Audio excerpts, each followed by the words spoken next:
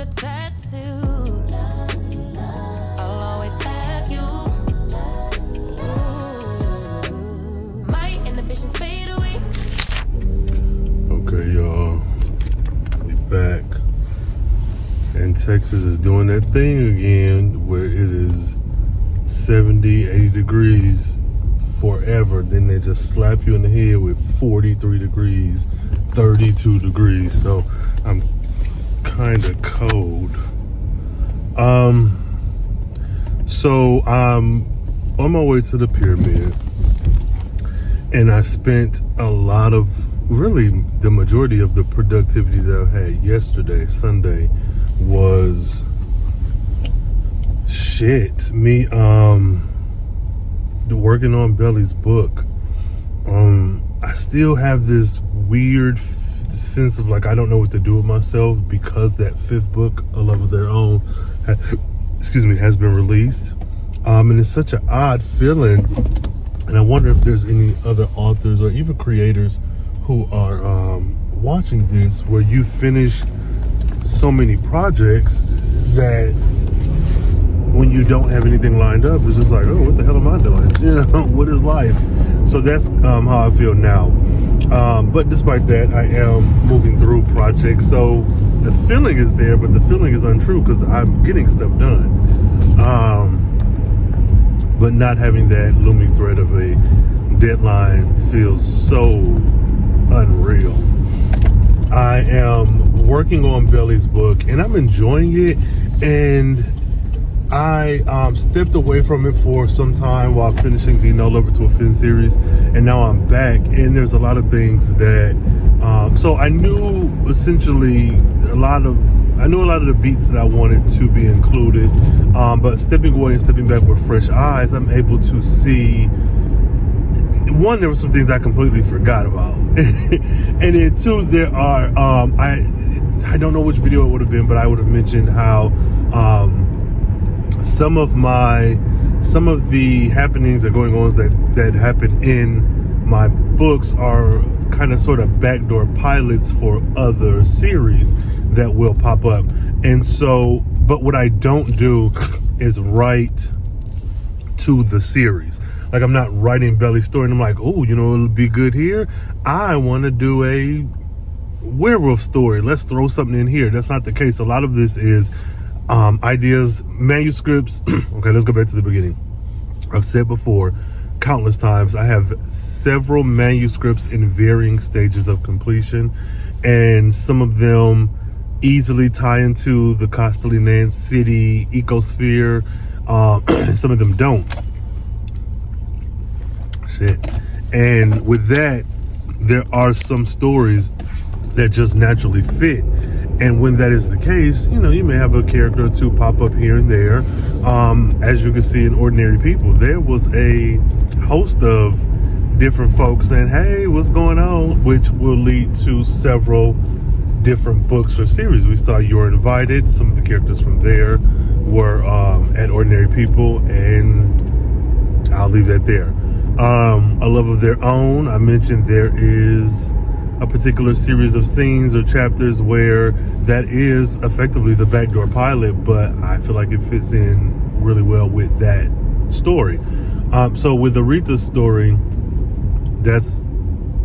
with Belly's story, I'm not going into it like, what can I backdoor pilot with this? But I am going into it like, I am a world builder. I am the be all end all. I am the god of this particular universe.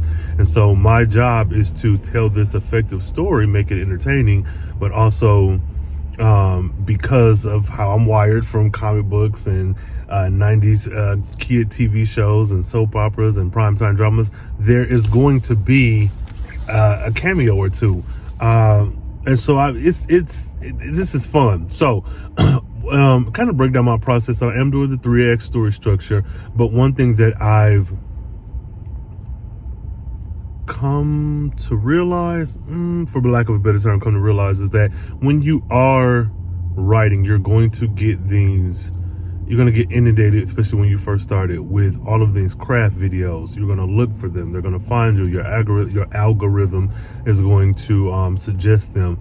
And I think that those are very good videos, even if it's something that, because a lot of times people say, well, you know, do this, that, and the third. It's not a hard and fast rule. This is what I do. It makes it easier for me. And I do think of writing as an art form, as a medium. So just like you might draw, or you might paint, or you might sculpt, there is certain fundamentals to getting things done. Like drawing, you don't have to have a pencil, you can use charcoal, etc., but there has to be an implement to put marks on the paper.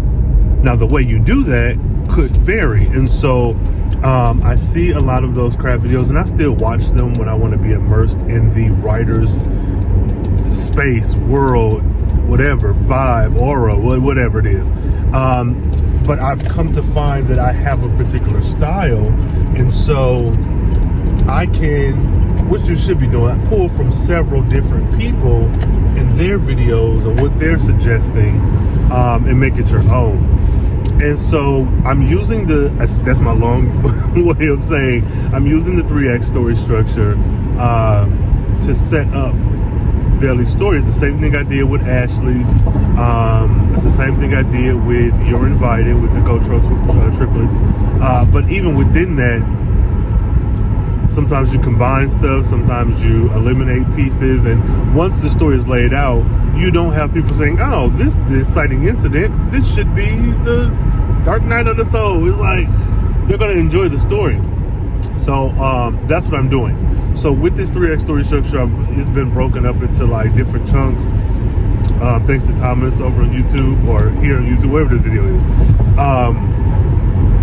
The 27-point outline, that is also what I'm using, and that fits perfectly into the 3X story structure. But if you've read my books, you know that the chapters can go well into the 60s. So I'm plotting the beats, but I am right now with Belly Story in that first act. I'm still refining what that looks like, and that was a bit more involved than I maybe initially thought, because I think I was like, oh yeah, Belly Story, I know what's going to happen, him and this girl, and they figure out this, that, and the third, and that'll be done.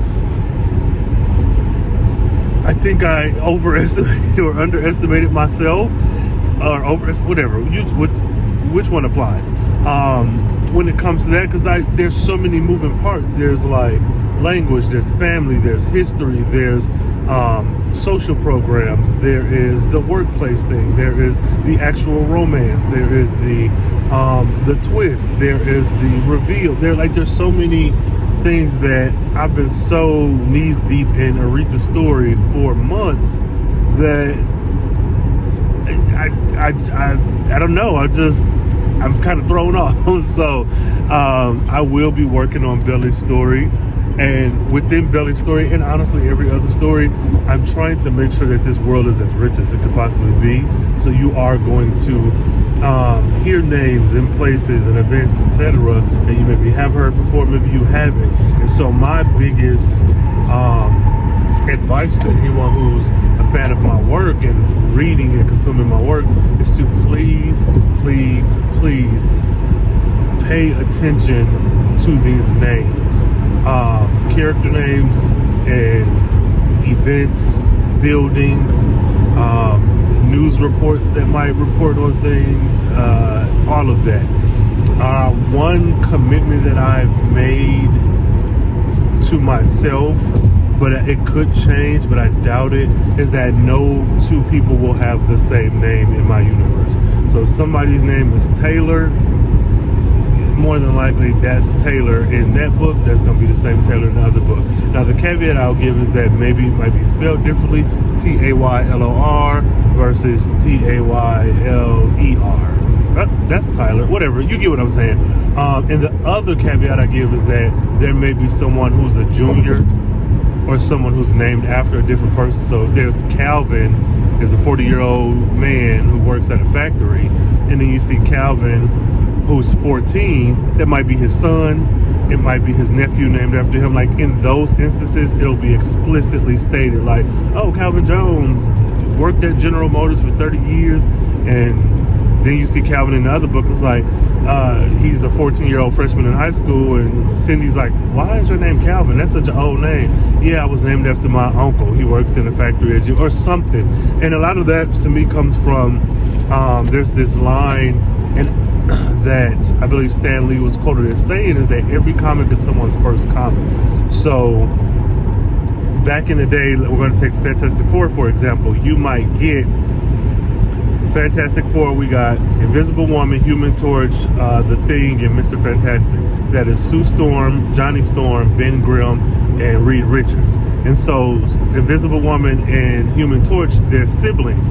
So you might hear them saying, "Hey Sue, you're my favorite sister. Thanks for grabbing me them apples." And Sue might say, "Bob, you're my Bobby, Johnny, I'm your only sister. Of course, I'm your favorite." And that's to establish to the reader right away, back in the, I believe, the 60s or the 40s when Fantastic Four was created, that these are siblings. So there's no confusion as to, oh, are they dating? What's their relationship? You know immediately, their brother or sister, you know their names. And then so forth and so forth. So again, that's my long roundabout way of saying that in my mind, that comic book DNA is like built inside me. And so when you do see a character, they will be, and you see that name, you're going what am I doing? Assume that is the same person. That is what I'm getting at. Assume that Calvin is a Calvin, Johnny is a Johnny, Sue is a Sue, Tashika Shay is Tashika Shay. Like, those people are those people until otherwise stated. Because I love continuity, I love crossovers, I love all that stuff. So I don't even know what this video was. This is a car chat. So again, I am Rand Coleman, the love story architect. I write stories about black folks in various situations, and right now I am in my contemporary love story bag. Loving Ashley was my first release. Ordinary People, the follow-up novella. You're Invited, the holiday new adults / adult holiday drama. No Lover to Offend is my most recent release. It is a series. No Lover to Offend follows a young lady, Aretha, as she grapples with the terrible treatment she's received from her husband and moving cross country from Flint, Michigan to San Francisco, California to do a How Stella Got Her Groove Back / Wait to Exhale type bounce back. I don't know, whatever. The second book in that duet series, A Love of Their Own, released on March 14, 2026. At the time of this recording, that was 2 days ago. And so I hope you all pick up the books, read them, enjoy them. The other thing I do want to note is that I am trying this thing where physical copies will be available on my website. So for No Lover to Offend and The Love of Their Own, those two books are not available in KU. Those are directly from my site, the ebooks. And also the physical books will only be available on my site. As of right now, that could change, but I'm kind of testing some things out. So if you do want a signed copy, raincoleman.com. At the time of this recording, I'm still waiting on the A Love of Their Own books to arrive. I ordered them a couple days ago, and I think I have like 2 copies of You're Invited coming as well. So kind of be on the lookout for that. So yeah, that's where we are. So thanks y'all for getting on this FaceTime call with me. Bye. If it's real, you know it's gonna come back. This that season, but there's no comeback. If you let go, then please don't run back. Cause if it ain't love, then we don't want that. Yeah, fuck that, I got bigger fish at the fry. Like, who gon' take care of my family when I die?